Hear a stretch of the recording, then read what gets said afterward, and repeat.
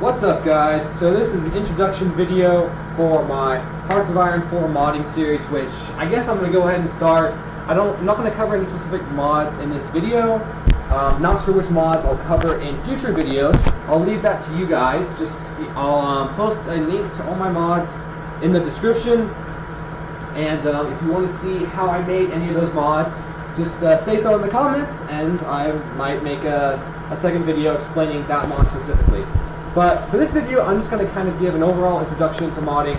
So, as I may have mentioned previously, I don't know if I had older videos or anything, whenever I mod, I usually open up like 3 folders and a notepad editor. So, the first folder I open up is the actual game files. So usually I'll go into this PC, and then you want to go into your Steam folder. Typically it's in Program Files x86, that's where you'll find it. I moved mine just because I'm really picky about where all my installations go, so I put it in this folder. But anyway, so you'll navigate to Steam, Steam Apps, Common. I'm going kind of fast, I'm sorry, I think I'll go back quick. So Steam Apps, Common, and then you'll go down to Hearts of Iron 4. This is just all the base game files. I usually put this one in the upper left corner. And then I open up another folder. You'll want to go into your user folder, whichever that is, and navigate to your documents. Now, I'll show you, I put this one over here. And then in documents, you're going to look for Paradox Interactive, Hearts of Iron 4, and then mod. And then this is going to be the folder where the game launcher actually loads all your mods from. All my mods have these specific names, and all the mods I'm subscribed to have this UGC. It's kind of like a reference file. That's because whenever you subscribe to mods on Steam, your files actually go to this location in Workshop, Content, and then here's all your games. They don't have names. You just gotta figure it out. I'm pretty sure Hearts of Iron 4 is this one. All my mods are in here. Yeah, like here's the Hirohito Chin mod or whatever. So that's how you get to your actual mod files. Like you can subscribe to them, but this mod folder just has links.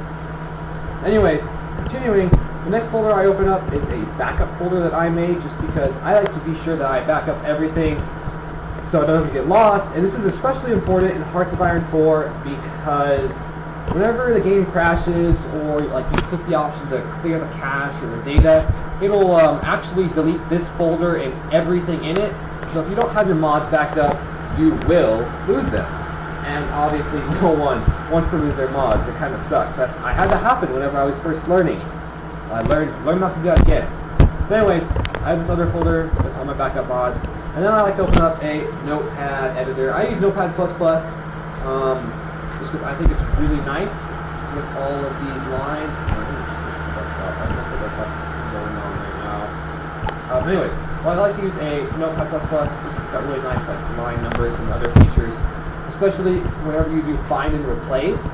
Notepad++ has all these like special expressions you can use, and you can replace certain things in all the documents you have open.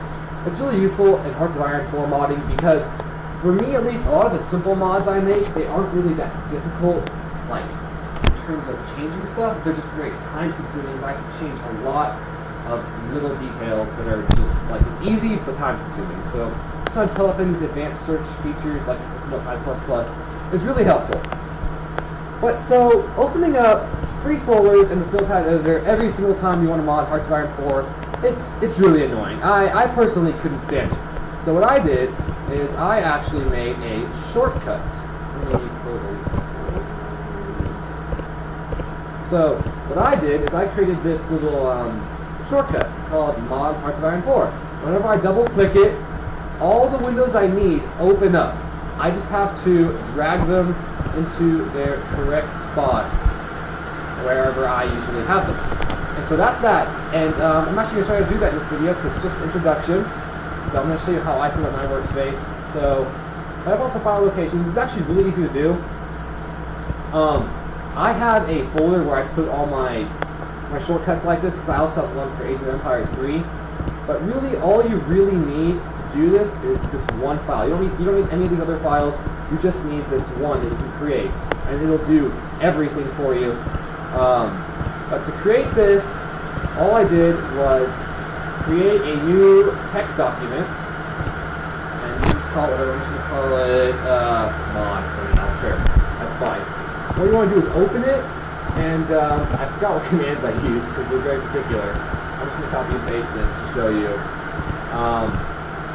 This works for Windows, so if you want to have a shortcut like mine that you just run, you can look at this. Let me zoom in, make it a little bit bigger. You can just like kind of copy this into your own computer. You can just type it in. Obviously, this exe you want to leave the same, but like your folder path to whichever folders you're using, like for the documents you're going to want to change your username. Typically, like I said, the Steam folder, it'll be in program files, x86, whatever, however you do it. So you know, yours is going to look different than mine. But what you want to do is usually find that path to copy and paste. And actually, a quick way you can do it is say you find your Steam folder and you navigate to Hearts of Iron 4 where it actually has all the game files, like history and common other stuff you'll use. What you can do is you can click up here and just copy it. I use Control-C. You can right-click and click copy if you want. And then you just want to paste it. Make sure you have quotes. Make sure you have quotes on the outside of your path, or else it might not work. You just want to paste it over there, and it'll set it up for you. And then I also start this application Notepad++. This is the path for the exe file. Like for me, if I go into that folder, it's this is just where I chose to install it. I go up, and here's the exe, Notepad++ exe. So I copied the path. So I just, whenever I did it, I copied the path, and you put the path in right here, and you type in the name of the file afterward with a space right here.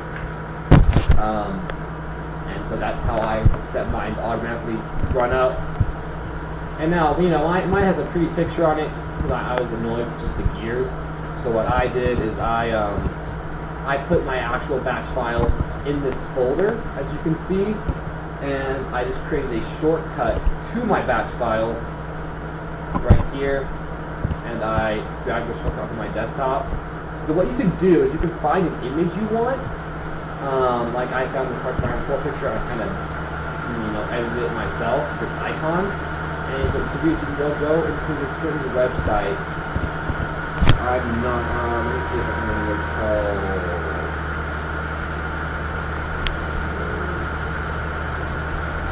I mean, you can just find any website, like this is the one I use, ICO Convert. You just upload an image, and then you can generate an icon if you go through this whole process, and it'll give you the special icon file. And so, like, after you create a shortcut for the thing you're going to run, the batch file, you just want to right-click on your shortcut, go to Properties, and then click Change Icon. And you might have to click Browse and navigate to whatever folder you have. I have mine in this batch command thing again. You just like double-click and click your icon from the file you got from my website, and then you can just change it. You don't have to do that. You don't have to do any of the file or any of the icons. You can just leave it as gears. Keep it simple. And one thing I accidentally left out, which is actually really important. This was the file I created to show you real quick.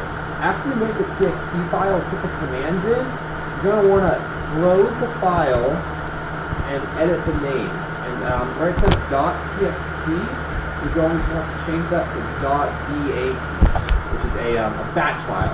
And it's going to give you a warning. Just ignore it and change it, and then it'll have the gears where you can run it. So you just have to change it from a .txt file to .bat. Because you can't see the extension, because sometimes you won't see this extension. It's just going to look like dot. Like if I do this, let's see. You'll just see like mod or whatever the name of the file is. To see the file extension, you have to go into Windows Explorer and click View, and then click File Name Extensions, and then you can see that, and you can just change it from .txt to .bat.